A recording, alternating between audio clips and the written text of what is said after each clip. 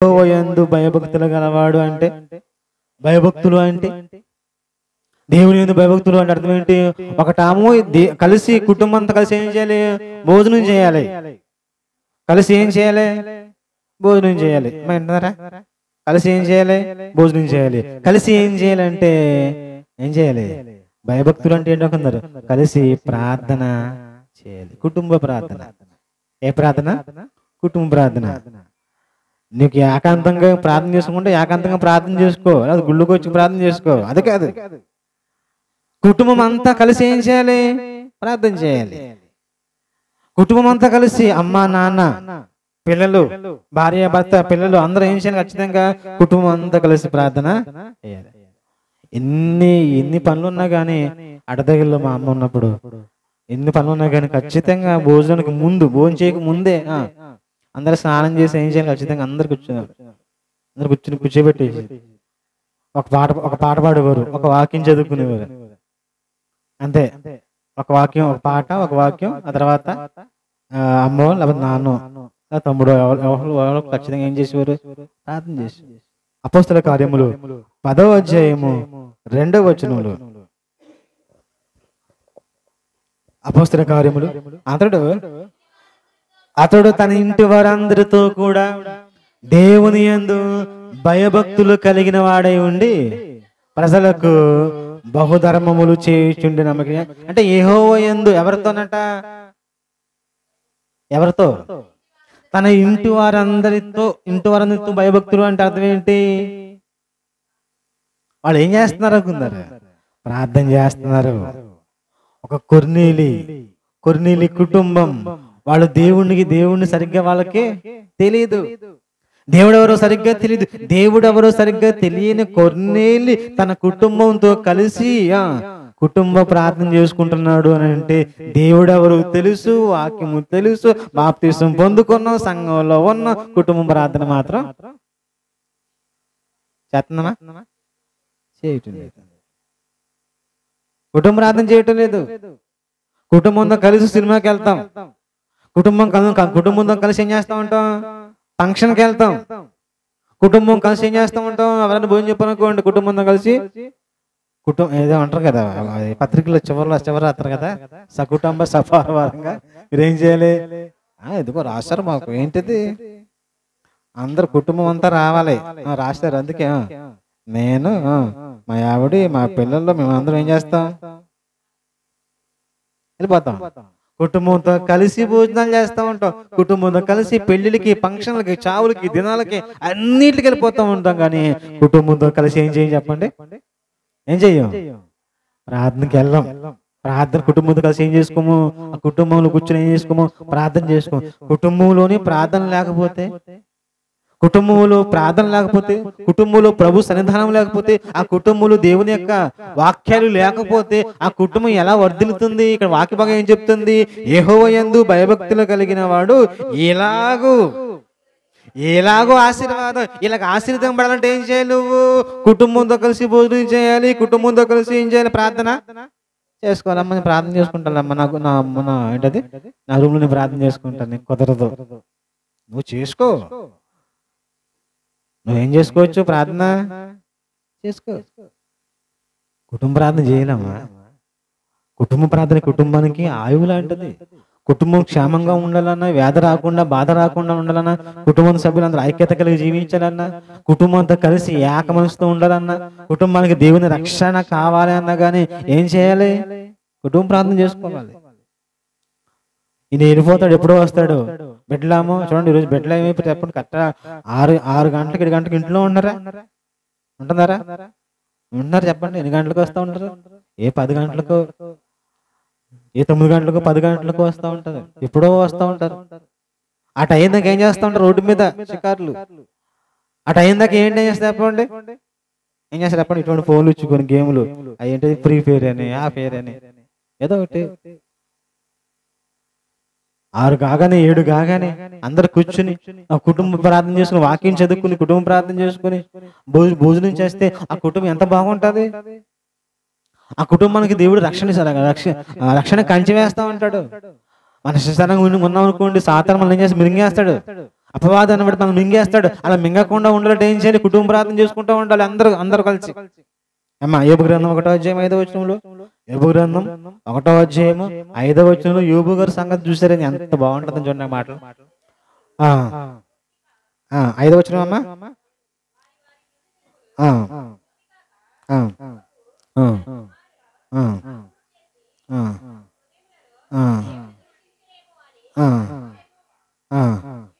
అది కదమ్మా.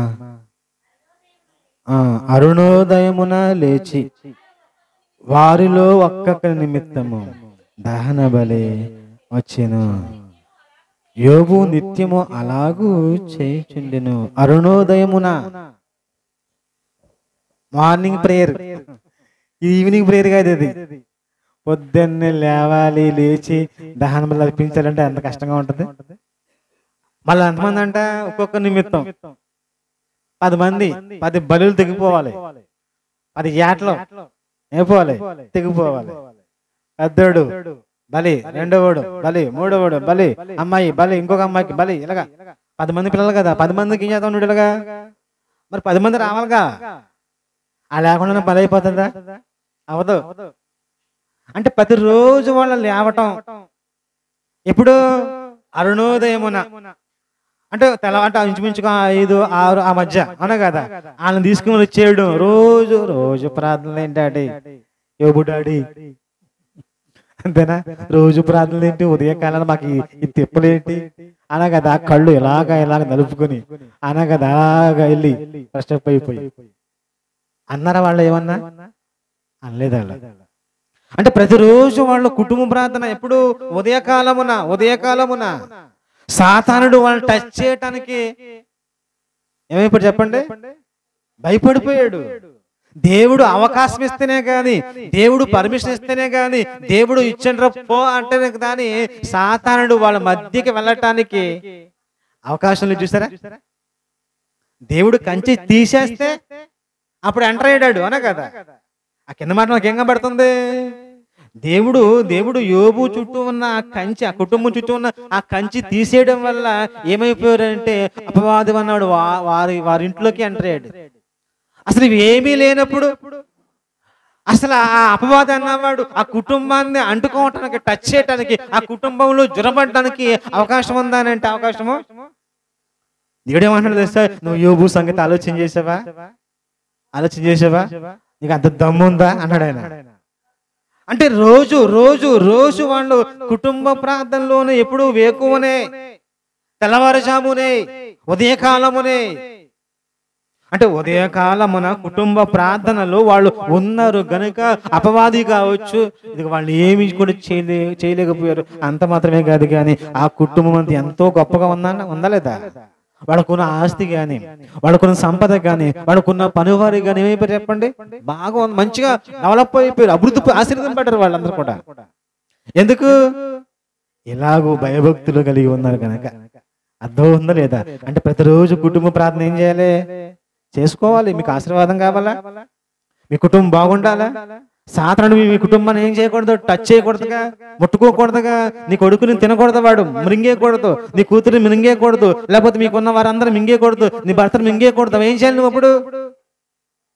ఏం చేయాలి? నీ భార్యను ఏం చేయకూడదు? అపవాడు మింగేయకూడదు. అప్పుడు ఏం చేయాలి నువ్వు? ఒక భార్యగా, ఒక భర్తగా నువ్వేం చేయాలి? నీ బిడ్డలందరూ చోటు పోగేసి ఉదయం కావచ్చు, లేకపోతే సాయంత్రం కావచ్చు, కుటుంబం ప్రార్థన చేసుకునుకోండి. ఆ కుటుంబాన్ని అపవాది అన్నవాడు ఏం చేయడు?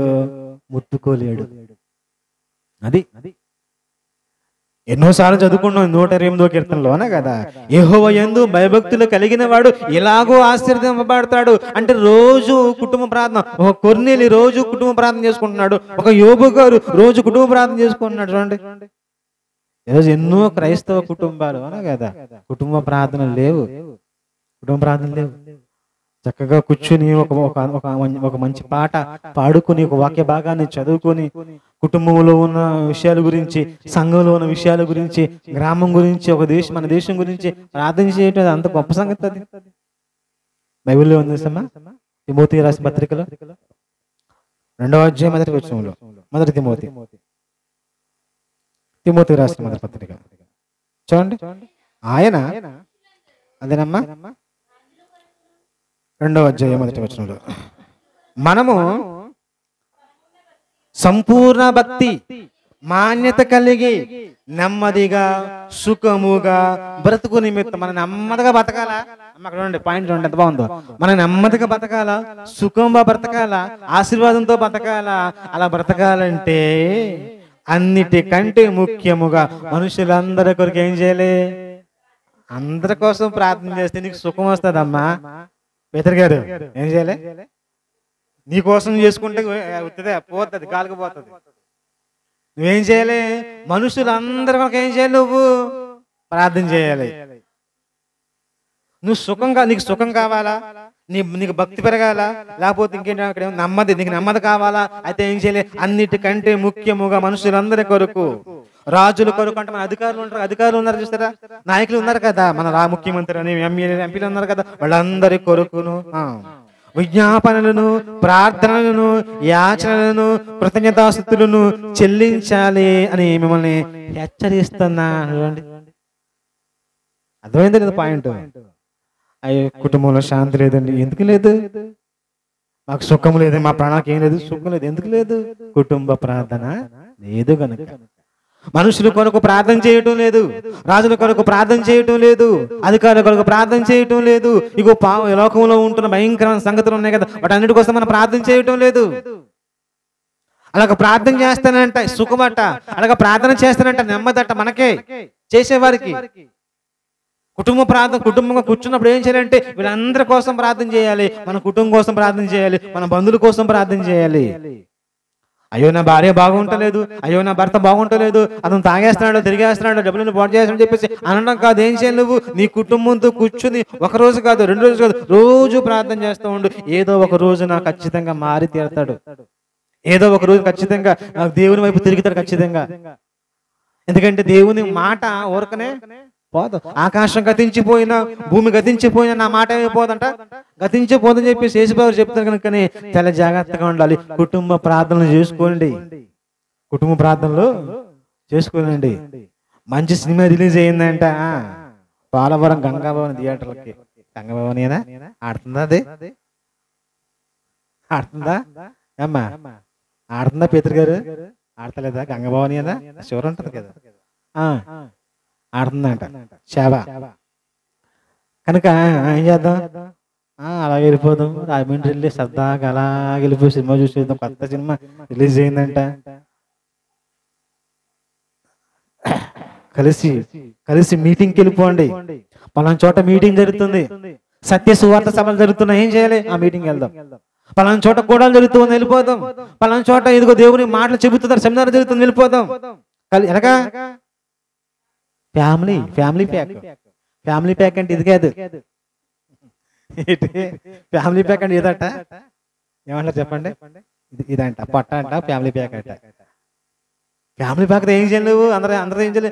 పిల్లలతో సహా ఏం చేయాలి నువ్వు? అలాగా మీటింగ్కి వెళ్ళిపోవాలి, అలాగా సువార్తకి వెళ్ళిపోవాలి.